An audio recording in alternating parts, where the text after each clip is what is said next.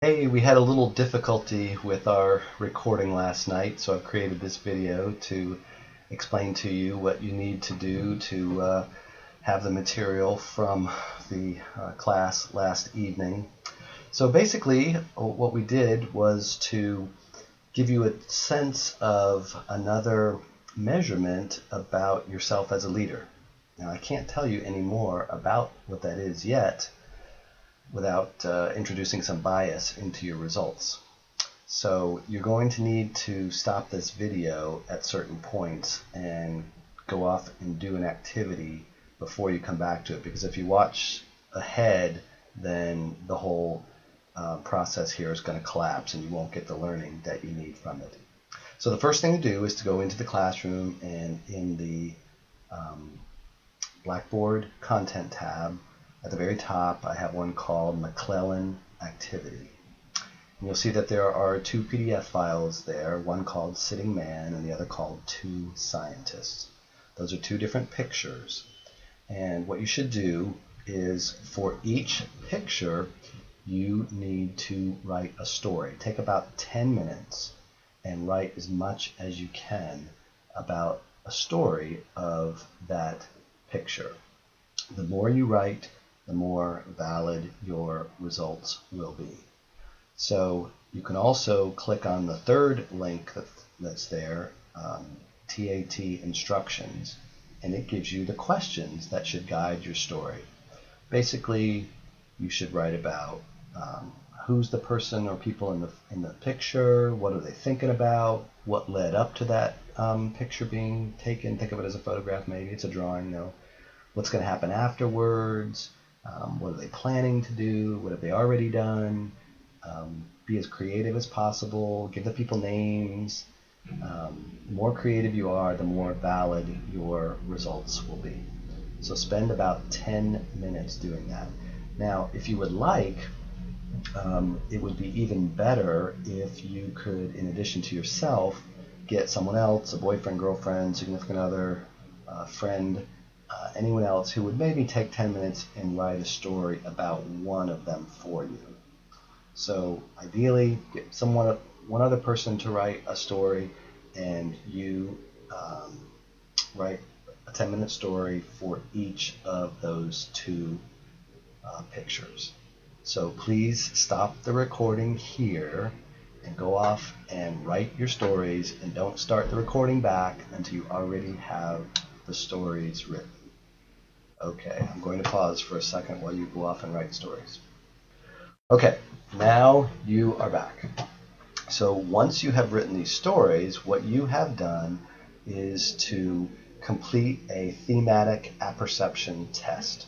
The most famous of these is the Rorschach inkblot diagrams, and I encourage you to, I just Googled it last night in class and brought up a couple pictures on the screen, but it turns out that some of the best measures of people are these unobtrusive measures. Too often what we do is kind of surveys, which you've already done for the Myers-Briggs, the emotional intelligence. You're going to do some others in the class.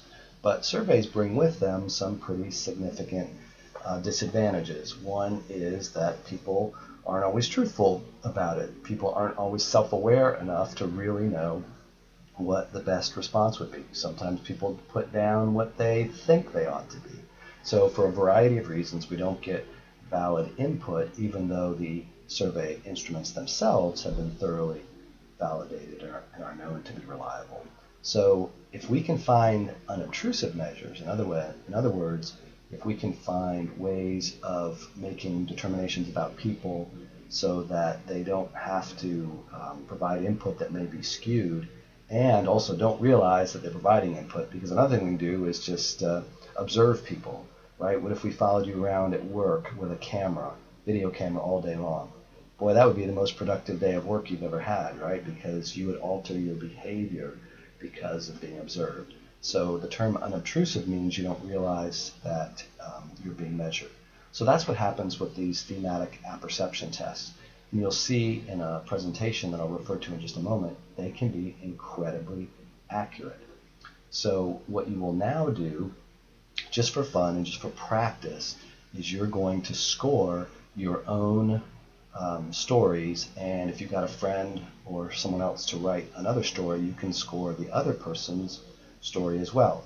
Now you'll see in the presentation that people can be trained in as little time as a week to adequately score stories to come up with valid and reliable measures. However, you're going to get about 30 seconds worth of training, so your scoring is not going to be valid and reliable, but it'll help you to see the process that people go through. So don't lose too much sleep or get too excited about the scores that you come up with during this process.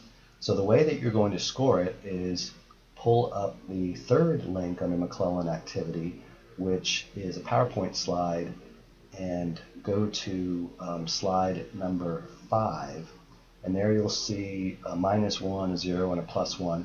We're just going to worry about the pluses. And basically, your scoring task is to look for achievement imagery. So anytime you see some instrumental activity, like someone saying, or in your writing you said, maybe this man is thinking about the hard work that he has to do at the client meeting that he's about to go to, or something like that. That would be an instrumental activity. You'd put down +1, give it 1 point for that. Anytime there's a goal in mind, an achievement that's been made, this person just had the highest sales figure ever recorded in the company's history, that would be a goal or an achievement. So those would also be +1, so to speak. If someone had obstacles that they overcome, either personally or organizationally, so if your story said one of these two women grew up in complete poverty and now she's become such a skilled scientist that her findings here could lead to a Nobel Prize. So overcoming the childhood obstacle of growing up in poverty. So any of the others that you see on that slide, just give 1 point down for achievement imagery. And so that's the process that's used for scoring the thematic apperception tests. So then turn your attention to the rest of the slides in that PowerPoint presentation. And there you'll just see, I mentioned in class that David McClellan and his colleagues, McClellan since passed on, he started working in the 1950s, have engaged in hundreds of research studies. And so that allowed them to put together a huge body of work. And I just put in that PowerPoint presentation the things that I found interesting. So go ahead and go through there. So you'll see, and I mentioned in class, take a look at the results around whether or not pay is a motivator, because McClellan gets slightly different results than Herzberg's theories. If you're not familiar with them, go ahead and Google Frederick Herzberg. His article published in the Harvard Business Review was for decades the most frequently cited article. And then we're going to see, I'm going to recommend that you watch a video next, and that video gives you even a different perspective on whether or not pay is a motivator. And after watching that video in class, we had a little discussion and came around to the point of one of my least favorite theories, which is Maslow's hierarchy. But even though it has not been empirically found to be valid in all of its essences, so the evidence-based approach has not validated Maslow's hierarchy, there are some components to it that make sense, such as in the video they're going to say take pay off the table. In other words, pay people enough so that they're not worried about pay, and then they can devote all of their mental activity to doing their job. The way that I always remember Maslow's hierarchy is, if you think about missionaries that are trying to go out into another country and convert other people, you can't convert people who are hungry. People's ears don't work when they are hungry. So first you have to feed them, and then you can go up the hierarchy to another level where they can be open to hearing a message. So the video that I've just referred to is in the classroom right below the McClellan things. It's called The Surprising Truth something else. And there's another video that we didn't watch in class, a TED talk by Xander. which isn't explicitly about motivation, but I really encourage you to watch it. Not only will you learn something about motivation, but if you're not very familiar with classical music, as I am not, you'll, I think, get a greater appreciation for classical music through that process.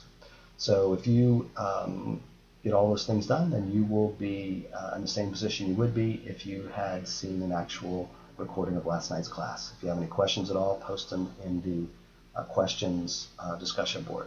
All right, we are more than halfway through this class, and looking forward to wrapping it up and to reading leadership projects. Of course, I'm knee-high in leadership projects that I'm trying to read the progress reports right now and getting through them as quickly as I can. And if there's ever anything at all I can do to help this course work better for you, just be in touch with me, post questions on the discussion board, shoot me an email, whatever I can do to help. Thanks so much. Take care.